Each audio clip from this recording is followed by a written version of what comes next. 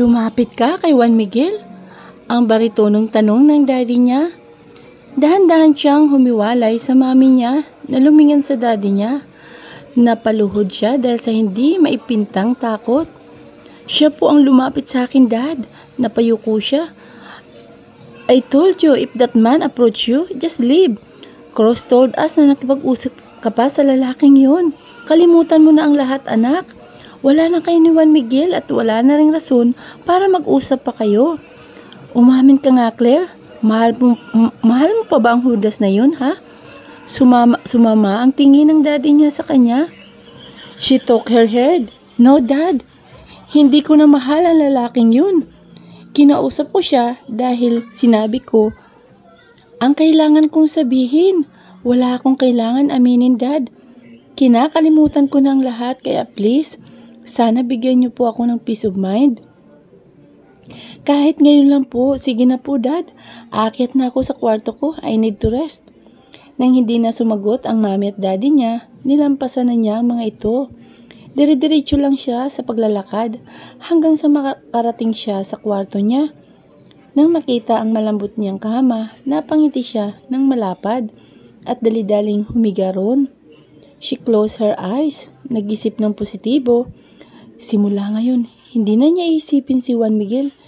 Sabi niya sa kanyang sarili, she will focus her attention on her child. Bakit ba kailangan isipin ang lalaking yun? Itapos na naman sila. Tama ang dad niya, wala nang rason para kausapin niya si Juan Miguel. Kaya mangangako siya sa sarili niya na hindi na niya papansinin ang lalaki kahit anuman ang mangyari. Kinabukasan, masama ang pakiramdam ni Claire. Mainit siya at sinabayan pa yun ng pananakit ng kanyang ulo. Hindi na siya nagulat dahil kagabi pa lang ay sumama na ang panlasa niya. Naulanan siya kaya nangyari ito.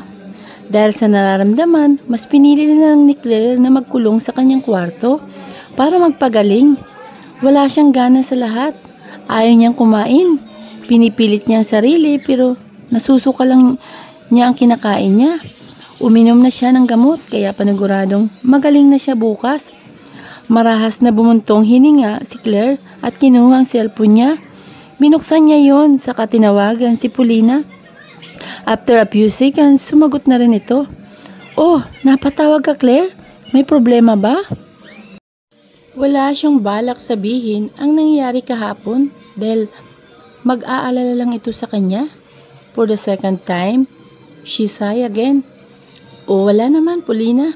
Gusto ko lang kayong kumustahin ni Danilo. Well, we're okay naman. Anong ginagawa niya ngayon? Naghanda na kasi papasok na sa trabaho. Ikaw ba? Pumunta ka naman sa kumpanya ng tiyuhin mo para makasama ka namin. For sure, welcome ka naman doon dahil pamangkin ka niya, di ba? Natawa siya. Oo naman, welcome ako roon pero wala akong time pumunta doon. Don't worry, sa susunod, pupuntahan ko kayo riyan. Talaga? Oh, siya. Aalis na kami ni Danilo. I call you later, ha? Hindi na magawang sumagot ni Claire. Siya na ang nagpatay ng tawag. Bumalin siya sa nakabukas na bintana at tiningnan ang magandang kapaligiran. Naiiling siyang tumayo at lumapit sa bintana. Lumanghap siya ng sariwang hangin. Pero maya-maya pa ay bigla siyang binanas. Gusto niyang maligo pero nag-alangan siya. Ayos lang ba maligo? Kahit masama ang pakiramdam, wala siyang ideya. Isa pa, kahapon pa siyang hindi naliligo. Umiiling na naman siya sa kanaglakad na patungo sa banyo niya. Binuksan niya ito at pumasok.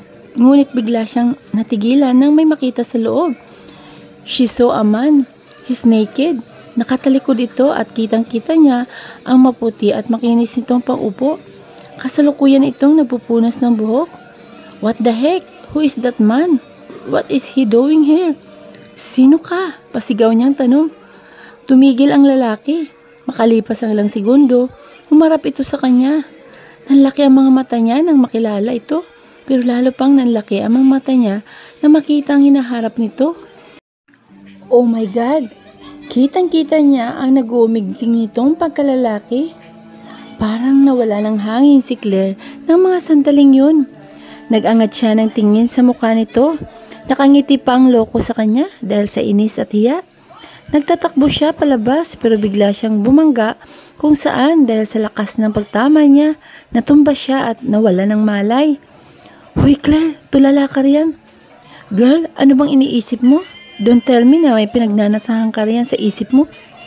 Natigilan na lang si Claire ng malalim ng pag-isip nang marinig yun sa mga kaibigan. Bumaling siya sa mga ito at nakakunot na ang mga noon nila. Ha? Wala sa sarili niyang anas? Anong ha, girl? Bakit ka nga ba tulala? Si Danilo. Ah, wala. Wala, tulala ba ako? Hindi naman. Anong hindi naman, Claire? Kanina pa kaming salita ng salita rito tapos hindi ka naman umiimik. Sino bang iniisip mo, ha? Sino bang bumabagabag dyan sa puso mo, ha? Sunod-sunod na tanong ni Paulina. She immediately shook her head. Wala akong iniisip. Ano lang, inaantok lang siguro ako kaya hindi ko kayo narinig kanina. Hating gabi na kasi ako nakatulog kagabi, Anya. She's lying dahil ang totoo ay may iniisip talaga siya. Yun ay ang panaginip niya kahapon. Oo, tama, panaginip lang pala niya yun. Hindi niya pala totoong nakita si Charles na nakahubad. Oo, tama, si Charles yun. Sobrang pasasalamat niya dahil hindi yun totoo dahil kung oo, hindi na niya alam kung saan siya pupunta dahil sa hiya sa lalaki. May isa lang siyang tanong, bakit sa lahat ng pwedeng mapanaginipan? Bakit ang lalaki pang yun? Pwede namang iba. Literal na nawala na si Claire sa sarili ngayon. Parang hiyang-hiya siya kapag nagkita sila ni Charles. But it's just a dream. Wala siyang dapat katakutan doon. Girl, anong kunik niyan? Kahit inaantok ka, pwede mo pa rin kaming marinig. Wika ni Danilo sa kasumimsim sa tiyaan nito. Never mind kung ano man ang iniisip mo. Hindi na namin aalamin pa. Dugtong nito matapos uminom. Kumusta ka nga pala, Claire? Tanong ni Paulina. Bumuntong hininga siya. I am fine. Hindi na ako nasasaktan sa ginagawa ni Juan Miguel. But hindi ko na rin siya iniisip. Yung pagkikita at pag-uusap namin nung isang araw, huli na yun. Nagkita at nagkausap kayo ni Juan Miguel? Nakakunot noong tanong ni Paulina. Oo, pero wag nyo nang alamin kung bakit. It was an accident. Girl, if I were you, humanap ka na lang ng iba. You don't deserve Juan Miguel. You deserve someone better. Si Gabriel, mabait yun, hindi ba? Bakit hindi ka na lang makipag-close sa kanya? Bigla niyang naalala si Gabriel. Matagal-tagal na rin pala niyang hindi ito nakikita. Naalala niya na naging driver pa nila ito. Mabait naman si Gabriel at gwapo, but destiny has its own plan. Hindi niya magawang mahalin si Gabriel dahil wala siyang nararamdaman dito. Si Gripen, Claire, araw-araw kanyang tinatanong sa amin ni Danilo, ani Paulina. Che, she hated that man since then. Hindi niya ito mamahalin kahit mahulog pa siya rito. Isa sa ayaw niya rito ay ang pagiging makulit nito. Noon pa man, hindi ito tumitigil sa kanya. Kahit ayaw niya magpaligaw, hindi ito tumitigil. Kung ano ang gusto nito, makukuha nito agad-agad. I have no time to love again. Nakangiti niyang tugon sa dalawa. Bakit naman? Sayang ka, maganda ka pa naman. Animoy dismayadong saad ni Danilo. I can love, but not this time. Aalagaan ko muna ang sarili ko para sa anak ko. Ngumiti siya sa kasinapo ang tiyan niya. Bukas nga pala ang check-up niya. Gusto ko lumaki siya. Nakilala niya ako bilang kanyang ina. Ayos lang kahit wala siyang ama. Basta nandito naman ako na handa siyang alagaan hanggang sa pagtanda niya. Anya pa. Tama ka naman, Claire. Huwag ka munang magmahal. Marami pang time para riyan. You should focus your attention sa magiging anak mo. Because being a single parent is not easy. Mahirap mag-isa lang, Claire. Alam ko na nandyan ang mami at daddy mo na handa kang tulungan. But you know, iba pa rin kapag kayo ni Juan Miguel ang mag-alaga sa anak nyo. I'm not saying na makipagbati ka sa kanya, ha? Iba yun, Claire. May point ka, Paulina. Yeah, I know. Being a single parent is not easy. I've read a lot of articles about single moms and for them, it was hard. So yeah, ngayon pa lang, paghandaan ko na magiging buhay ko in the future. Mas mabuti yan kaysa umiyak ka na sa walang kwentang lalaki. Nako, tantanan mo na yang si Juan Miguel. He's a little piece of shit. Bubuntisin ka tapos mambababae lang pala sa iba. At Mas worse ay bumuntis pa siya ng ibang babae sobrang libog naman niyang si Juan Miguel. Akala mo naman maubusan ng babae sa mundo. Nandito naman ako, bakit hindi niya ako galawin? Sabay silang napatawa ni Polina sa sinabi ni Danilo sa dulo. Isang hampas ang natanggap ni Danilo mula kay Polina. Minsan talaga seryoso itong si Danilo, pero minsan naman ay hindi. Kadiri ka talaga, Danilo. Galit tayo ron, tapos magpapagalaw ka? Porkit gwapo, ha? Magtigil ka nga riyan, Danilo. O shut up, Polina. Kahit isa lang, ayos na yun. Tatawa-tawang sagot ni Danilo. Natawa na lang siya sa dalawa. Naikwento niya nga pala kanina yung tungkol kay Asanti na nabuntis din ito ni Juan Miguel. Dan is right. Napakalibog talaga ni Juan Miguel. Akala niya kontento na ito sa kanya. Pero hindi pa pala, che. Makakarma rin ang lalaking yun. Sana pinutol na lang niya pagkalalaki nito para madala-dala. Ayos lang na mawalan siya ng kaligayahan kaysa naman makagalaw ng ibang babae. That's not right and it's a sin.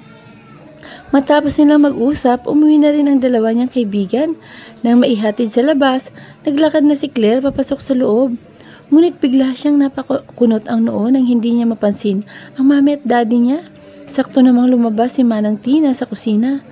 Manang Tina, nasaan sina ma'am at dad? Nakakunot noon niyang tanong. Umalis sila, hindi ba nagsabi sa iyo papasok na sila sa trabaho nila, Claire? Hindi po sila nagsabi sa akin, Manang. Tugon niya. Bumalik na pala sa pagtatrabaho ang mami at daddy niya. That's good, para maging tahimik naman siya rito sa bahay nila. Sige po, Manang Tina, aakyat na po ako sa kwarto ko. Nang tumugo ng matanda ay naglakad na siya. Sinapo niya ang kanyang liig dahil kanina pang masama ang pakiramdam niya.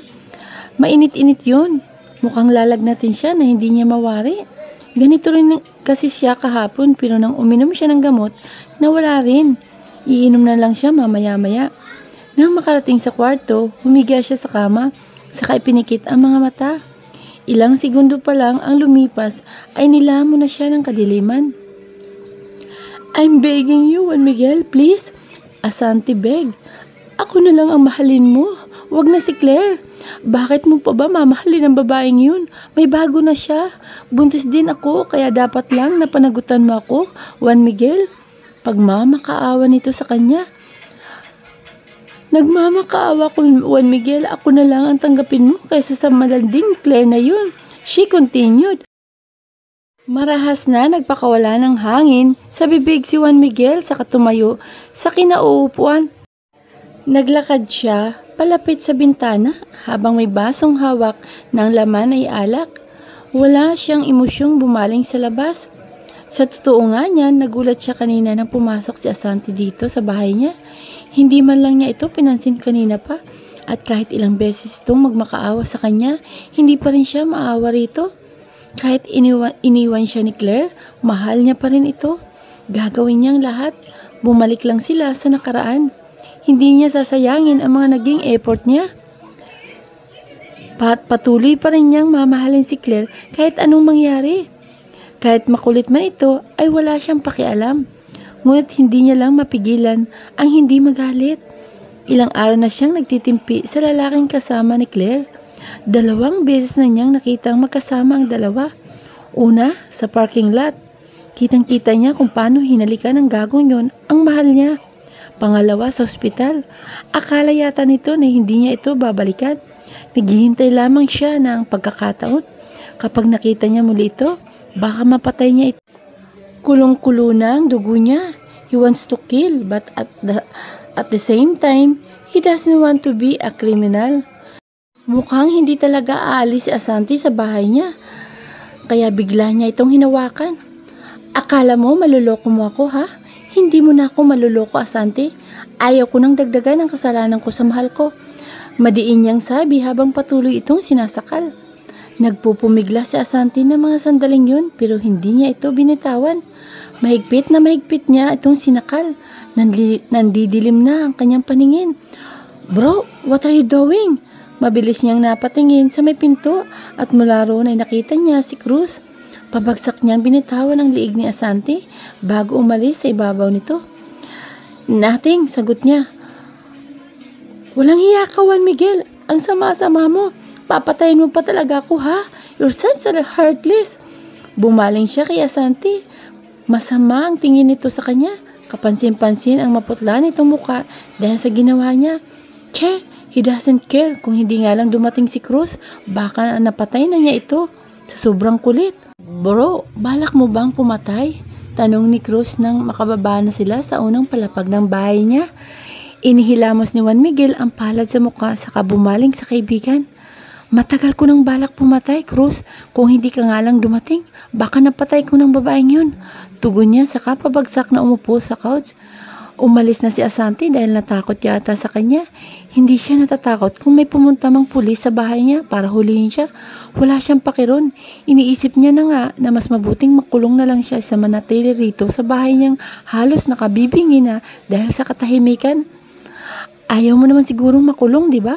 Magiging maayos pa kayo ni Claire. As what you've said, you will do everything. Bumalik lang ang nakaraan. Paano mo magagawa ang gusto mo kung nasa kulungan ka naman? How about Claire? Alam mo naman siguro kung anong iisipin niya sa'yo. Marahas siyang nagpakawala ng hangin sa bibig saka nagsalita. Ayaw kong makulong, bro. Tama ka. Hindi ko na magagawa ang gusto ko kung nasa kulungan ako. Don't worry. Alam ko namang hindi ako kayang ipakulong ni Asante.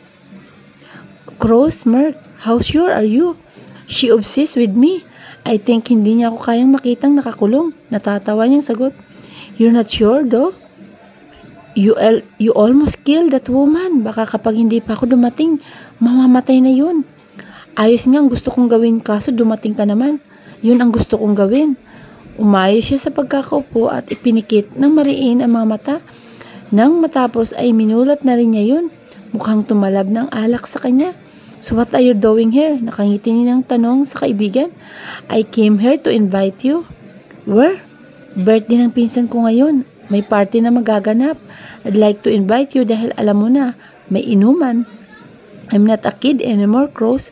Ayaw ko nang pumunta sa mga party na yan. Ikaw na lang, ayain mo si Warren or Briggs. Mas pipiliin kong manatili rito sa bahay ko. Marami rong babae. He smirked. He didn't answer. Bro, ngayon lang ito. Come on. Para naman mawala mga problema mo. Sumama ka na. It's a party. You can enjoy at isa pa. Gusto kang makilala ng pinsan ko. Pamimilit nito. Pumuntong hininga siya. Tinitigan ang kaibigan. Fine. Ano bang oras? 8 in the evening, bro. Pupuntahan na lang kita rito sa bahay. Sa bahay mo, sabay-sabay na tayong pumunta sa bahay nila. Fine, wala akong paki sa mga babae. Gusto ko lang ng alak, sagot niya. Tinawanan na lang siya ng kaibigan. Maya-maya pa'y nagpaalam na ito, kaya naman bumalik na siya sa kwarto niya para matulog. Pero bago yon, nilinis niya munang kalat ni Asante kanina. He removed the wet bed sheet and changed it with a new one. After that, tumiga na siya sa kama at ipinikit ang mga mata. Ilang segundo pa lang ang lumipas, nilamon na siya ng kadiliman. Nang magising siya, tanghali na. Umupo si Juan Miguel sa kinahihigaan at umunat. Ngunit bigla siyang natigilan nang may marinig siyang mahihinang iyak. Nangunot ang noon niya ng mga sandaling yun. At hindi na niya namalayan na sinusundan na niya ang mga iyak na yun. Nakita na lamang ni Juan Miguel ang sarili na naglalakad patungo sa isang pinto. Nang marating niya, tinulak niya yun. Hindi pa man siya nakakahakbang sa loob pero may nakita na agad siya. Sa may kama, may dalawang sanggol at ang magkamukha ang dalawa. Nagtataka niyang nilapitan yon at gayon na lamang ang napagtanto niya na kambal pala ito. Kaninong anak ito at paano ito napunta sa bahay niya? Nandiyan na si Mami. Wait lang mga anak. The voice sounds familiar at mula sa banyo lumabas doon ang isang babae. His eyes widened. It can't be. He can't be wrong. Si Claire ito at sigurado siya ron. Naglakad ito patungo sa dalawang sanggol. Ngunit nang dumaan ito sa harap niya, biglang nandilim ang kapaligiran. Malakas na napasigaw si Juan Miguel. Hindi maipinta ang mukha niya ng mga sandaling yun. Oh God, he thought it was true. It was just a dream. Sunod-sunod ang paghinga ni Juan Miguel. Parang totoo yun. Nakita niya ang mahal niya at may nakita pa siyang kambal. Kaninong anak yun? Anak ba nila yun ni Claire? Damdist, parang sasabog yata ang utak niya ng mga sandaling yun. Gusto niyang kausapin si Claire at hindi na siya magpapatumpik-tumpik pa.